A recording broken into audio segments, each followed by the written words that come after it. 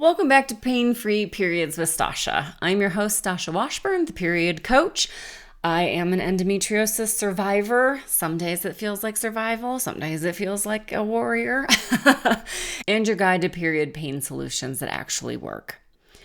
Over the last several episodes, we've covered 4 of the root causes for period pain: hormonal imbalance, chronic inflammation, nutrient deficiencies, and stress and nervous system dysregulation.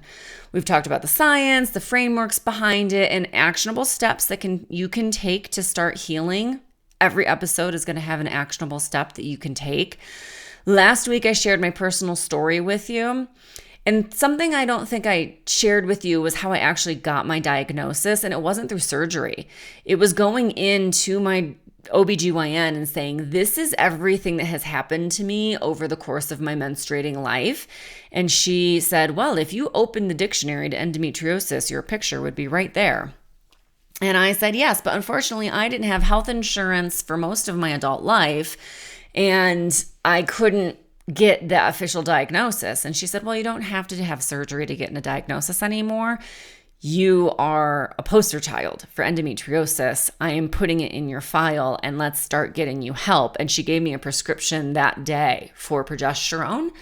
So it really can be done, and they're changing the guidelines, and there's companies coming out, which I can't wait. I want to try them all to help diagnose through saliva, menstrual blood, all sorts of different things. So I'm on the wait lists for several of them. I'm hoping one of them will come through and be available in the US. But anyway, the point is, you don't always have to have a surgery, and these days you can actually get help. I walked out with a prescription that day by just advocating for myself.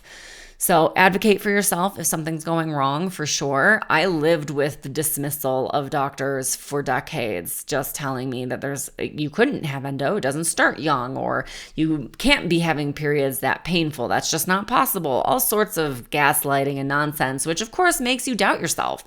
It makes you think like, I must be crazy. It must not be this bad. It must just be in my head. And it turns out, no, it's not. So I had to do research for myself. I had to figure all of these things out for myself. And now I don't want anyone else to have to go through the isolation, the self-doubt on trying to research things that may or may not work. And I'm trying to help everyone avoid that. If I can just help one woman have less pain, mission accomplished. And every time another woman is in a little less pain because something that I told them or shared with them worked, I feel like that's it. That's my definition of success. So now in this series, we're going to start something new. Well, in this podcast, we're going to start something new. And we're going to do a mini series on cycle syncing. This is something that I dive into in my book, The Revolution Will Be Bloody. I highly recommend that if you find yourself interested in this, or in these couple of episodes, you start going, oh gosh, this is kind of working, grab a copy of the book. Even a digital copy is super cheap. And I do price it around Black Friday every year for cost. So it's what the print cost is and what the digital copies are required to cost. So you can even get it for really, really discounted. But of course, I appreciate it when you buy it at full price, because then I do get a little bit of money. We're going to dive into each phase of your cycle and cycle syncing with those different phases. We're going to talk about what's happening in your body, what you need for each phase, and how to work with your cycle instead of against it, which you've got only 2 choices. There's no in between when it comes to hormonal balance. Either you're helping your hormones do what they need to be doing, or you're hurting your hormones. So you're helping your cycle, you're hurting your cycle. There's really not much coasting or in between. So when I say your choices matter, whether consciously or not, it matters. I really, truly mean it does matter. Now, something that I do love is that a lot of women, when I go through this, realizes that they are actually kind of doing some of these things instinctually, like their intuition is sort of just guiding them into these, which I love. And then let's take that to the next step, right? Let's use the science and the data and what we know and put that together with that instinct, with that intuition, and really make it solid and work for you in a beautiful way. So we're going to do a big picture overview, because cycle syncing can feel overwhelming if you don't know where to start. And I'm going to give you a map today. So that's today's goal, is to really map this out for you so that by the end of the episode, you can understand what cycle syncing actually means, why it matters for your period pain, how it connects to everything we've already talked about, and why you do not have to do it perfectly to benefit from it. So let's dive in. A simple definition of cycle syncing is the practice of aligning your daily life, your food, your movement, your work, your social life, your self-care, everything, with the natural rhythm of your menstrual cycle. Instead of living the same way every single day, you adjust your routines based on where you are in your cycle. Here's the truth of it. You're not the same person every day of the month, and you're not supposed to be. Men have a 24-hour androgen cycle. They are the same person every day at the same time. Every day at 2 p.m., they do the same thing, and that feels great because every day at 2 p.m., their hormones are in the exact same place it was yesterday at 2 p.m., and they'll be in the same place tomorrow at 2 p.m. We are not built that way. Even postmenopausal, you are not built that way. You never default to dude. Birth control, perimenopause, hysterectomy, none of that defaults you to dude. You still have different hormone structure. So you were never supposed to be a dude. You're never supposed to work like a dude or live like a dude. And you don't have to. In fact, I'm giving you the permission to be you, to be what your hormones and your shifting really embraces. And those shifts are good. They affect things like your energy level, your mood, your appetite, your sleep, libido, obviously. I think that's kind of obvious to most of us. We feel the highs and lows. Creativity, your ability to focus, just simply focus, and absolutely your pain levels. So when you live the same way every day, eating the same food, doing the same workout, pushing through the same schedule, you're fighting your body's natural rhythm. That creates stress. Remember, we talked about how bad stress and cortisol is for your hormones. Stress makes everything worse, and it includes period pain. It's going to make your period pain worse. It's going to increase your prostaglandin, which cause pain. So you're going to have more inflammation and less progesterone and all of those things that go along with it. So when you learn to sync your life with your cycle, everything gets easier. No one ever believes me until they start doing it. And then they start going, oh my God, this is insane. I can't believe this worked. I thought you were full up. It turns out I'm right. I had a teacher in college who said I'm wrong once a year. And sometimes I 100% understand how she felt. I too feel like I'm wrong very rarely, especially when it comes to menstrual cycles. I spent too many decades of my life studying everything that goes along with menstrual cycles and feeling it and knowing it innately in my body. This is my superpower. I am rarely wrong when it comes to cycles. So when I'm telling you this makes your life easier, I truly mean it. So some of the things that happen when you start cycle syncing is that the pain levels do start to decrease. You stop fighting your body and start supporting it. You get more energy. When you're working with your natural energy peaks instead of against them, overall, you have more energy. Even on the downswing where you're not supposed to have as much energy, you still have more energy than you used to in that same phase. Better moods, understanding why you feel the way you do, knowing that it's coming, that, oof, boy, in the next couple of days, my anxiety might just ratchet up, or I will be a little bit more moody, or I'm going to be irritated easily. Let me maybe warn the people around me. You can stop judging yourself for it. You're clearer thinking. You have a deeper self-trust, which I couldn't put a price on how much everything changes when you can trust your own body, when you can trust yourself, when you can know this is what's coming next. Even in perimenopause, when things are all wonky and weird, you still have that connection and that trust to yourself. I can't describe it in words, and I'm an author of several books and many fictional stories back in my 20s. You learn to listen to your body and honor what she needs, and this is huge.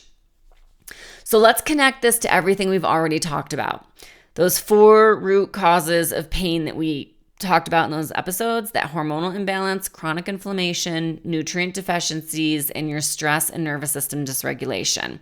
Cycle syncing addresses all 4 of them at once. One of the reasons I love it so much. Your root cause of how cycle syncing helps hormonal imbalance is you eat and move in ways that support your hormones in each phase rather than disrupting them. Chronic inflammation, you choose anti-inflammatory foods and gentle movement during the phases when your body needs it most. Nutrient deficiencies, you eat phase-specific foods that give your body exactly what it needs when it needs it. Stress and nervous system dysregulation, you rest when you need to rest, and that lowers your stress hormones. Cycle syncing is not a new thing to add to your to-do list. It's a way of doing everything you're already doing, but better. It's more aligned, more easeful, more powerful, and remember, pain is like an onion. You don't peel the whole thing at once. Cycle syncing is one of those deep, powerful layers. It takes time to learn, it takes practice to integrate, and you're not going to get it perfect. There is no perfect when it comes to menstrual cycles. It's supposed to ebb and flow, and that's exactly how this process is. It's ebb and flow. Sometimes you're really in sync, and sometimes everything feels wrong and off, and you're falling apart. I personally, right now, at the time of this recording, am day 11. I should feel magnificent, but because of so many health things that I have been going through and tests and poking and prodding, I don't feel day 11. I don't feel magnificent and ready to get out there and conquer the world. That's okay. That's part of how things shift and change, and we respond to external stimuli, and some things that's how it goes. So even small shifts like eating a different breakfast in your luteal phase or taking a rest day when you used to push through it can make an enormous difference over time. Before we take a deep dive into each phase, which we're going to do in the coming weeks, let's just take a quick tour, make sure we're all on the same page. I teach a 5-phase model of the menstrual cycle. It's different from the traditional 4-phase model that you probably see out in the world, and that's not even really a traditional model. The medical model is a 2-phase. Day 1 is follicular phase until you ovulate, and then after ovulation, you're in your luteal phase. There's only 2 phases. In more of the health coaching world, the energy world, those kinds of things, it's a 4-phase model. It's 4 seasons, which is what we think of in the world. But in other areas, like Chinese medicine, there's 5 seasons, there's 5 elements. And when I looked at the hormones and then the practicality of it, how does it actually affect how you feel? How does it actually impact your day-to-day life? How do those hormonal shifts really, truly make a noticeable impact upon you? It's 5 phases. So I do a 5-phase model. It's what I have seen in my own body, of course, but every client I've had has responded saying, yeah, no, that 5 phases make so much more sense. It's reality for me. It's not the medical model. It's everyday reality in my life. And that's what I do. I do everyday reality, practical things. I am an INTJ. I am nothing if not efficient and practical. So I'm going to start with the luteal phase, which I know is a weird place to start, but if you're going to do anything to impact your period pain and you're just going to do one thing, do it during your luteal phase. So this is right after you ovulate. It's about a week. So most people feel like 7-10 days. This is when your progesterone is rising. Your energy is starting to dip. Your estrogen crashes after your ovulation, and then it kind of rises again. Not as high as before, but you get a little extra bump in this phase. So it feels a little bit like a second wind for most people. You're really good at answering what questions, especially logical what questions. What's working? What's not working? What do I need more of? What do I need to let go of? That kind of thing. Deep luteal, the next part of the luteal phase, which is shorter for most people. It lasts 3 to 4 days before you get your period. If you have PMDD or endometriosis, 2 really extreme problems, it can often be longer, more like 7 to 10 days. And sometimes it can feel like that early luteal phase is really short, but your deep luteal phase is really long. When I work with clients, one of our goals is to change that so that deep luteal phase feels shorter and that early luteal phase feels longer. It's one of our top goals for every client is to really shorten what that feels like and lessen those symptoms. Your progesterone and your estrogen plummet in these days.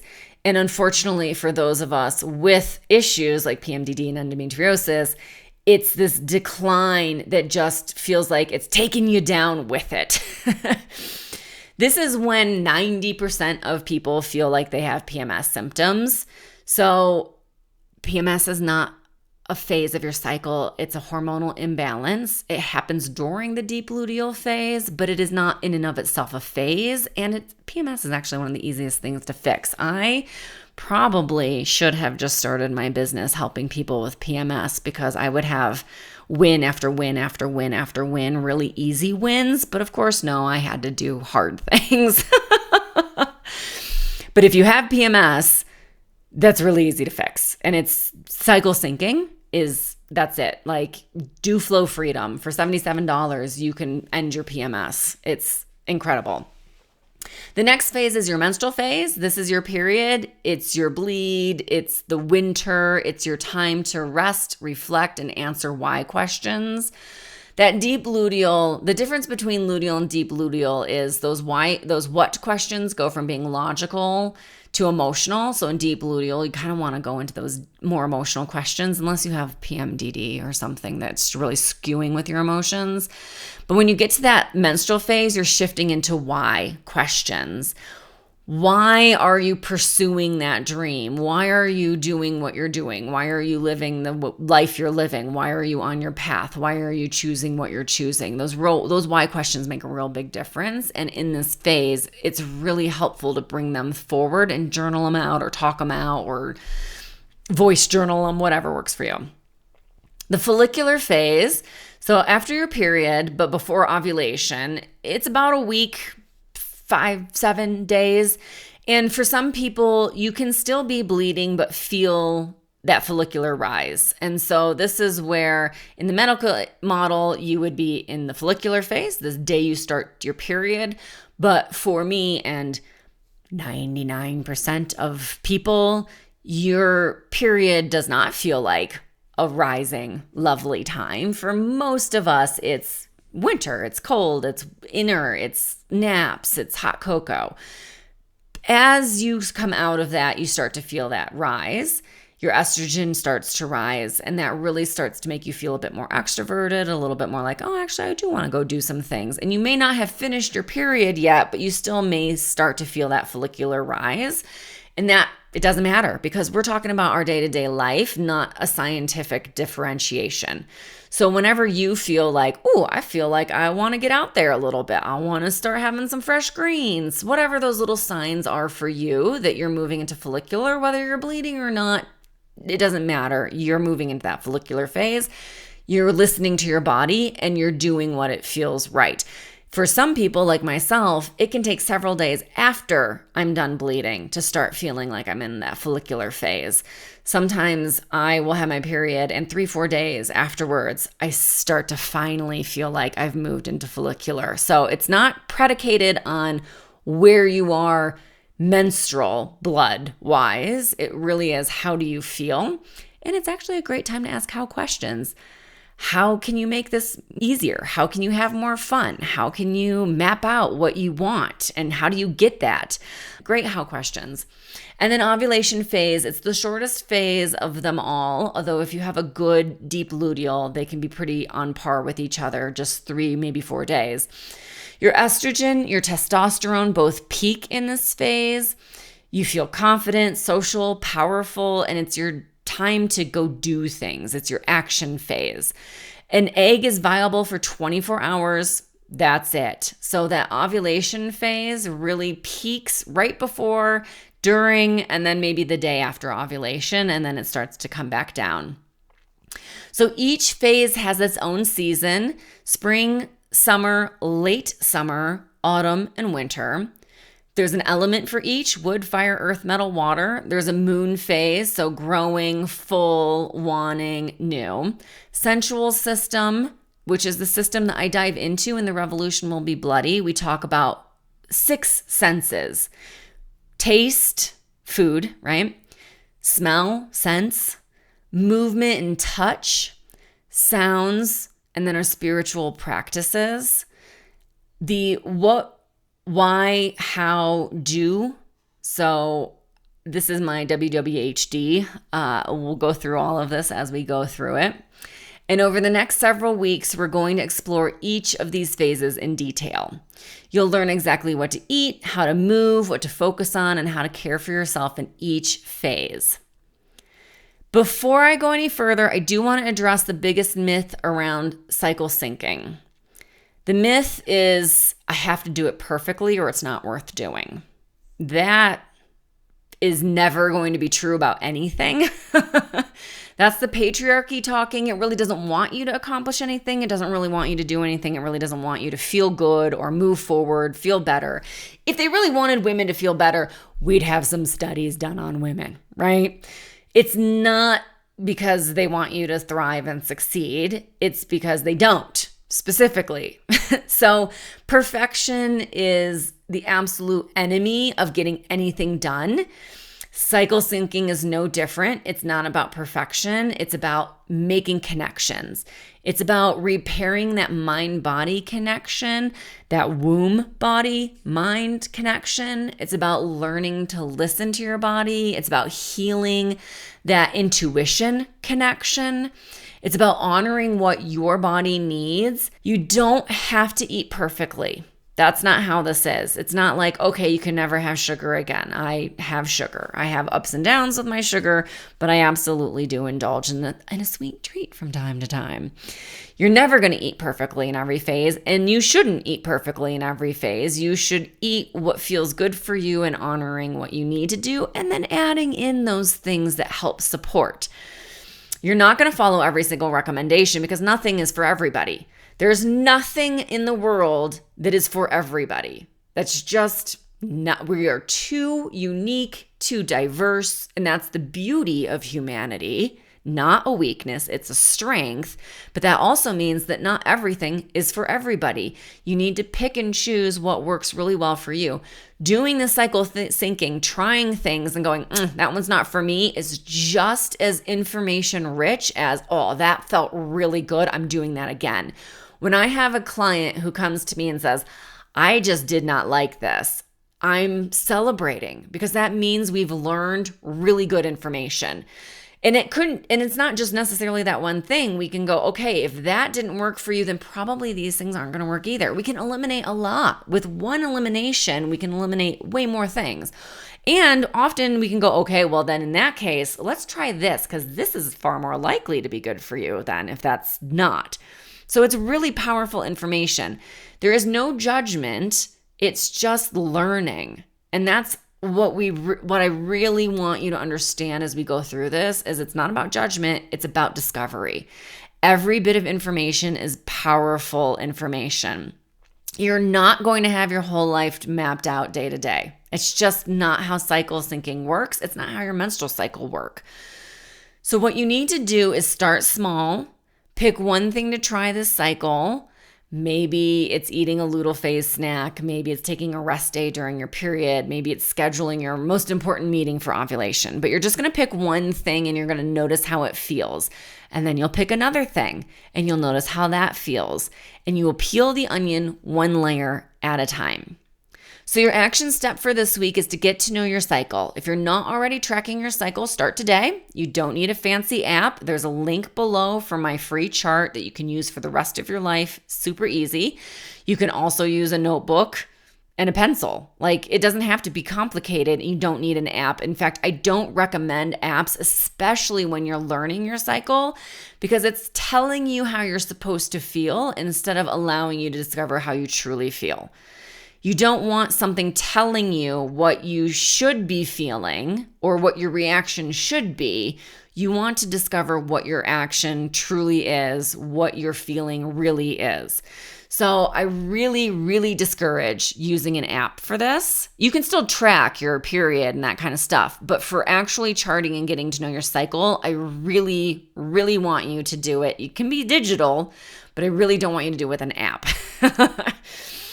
I want you to start off with day 1 of your period, so your first full day of your bleed. So if you tend to spot, that's a really classic sign of progesterone estrogen imbalance.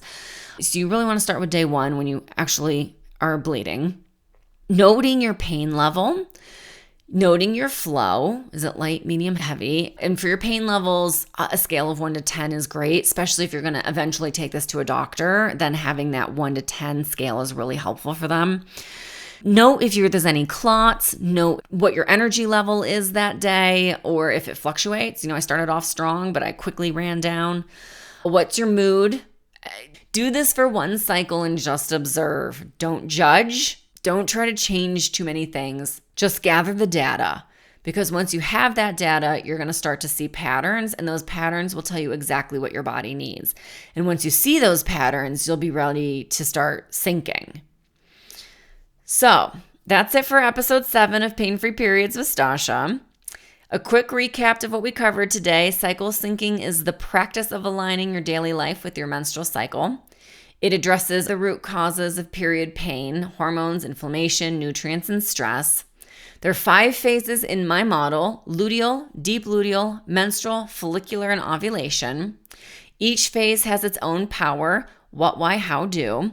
And you do not have to do it perfectly. You can't do it perfectly, so just let it go. You just have to start. All that matters is that you take an action, that you start tracking your cycle and just observe. If you forget a day, don't stress. Go back, fill out what you remember. Don't judge the data, just get the data. That's all that matters. I had one client who said she resisted charting because then she would have to write down how much wine she drank.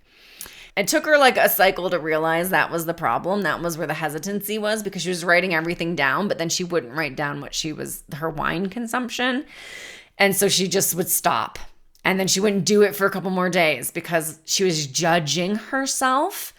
But if you're judging yourself, you can't make any changes. You can't make forward progress. You're stuck in a shame, embarrassment, judgment cycle. That's never going to help you. It's not about going, okay, I'm not perfect. It's about just going, okay, this is the data. I just need the data. So try not to judge yourself. I know that's easier said than done, but do it anyway. And if there's one thing that you are like, I don't want this to be on my chart, don't put it on your chart for now. Just start where you are. And if that's going to stop you from making progress, ignore it for now. If putting down, I had 3 glasses of wine tonight is embarrassing you at home in private, just let it go for now. Chart everything else. Okay. Next week, we're going to start off with the early luteal phase.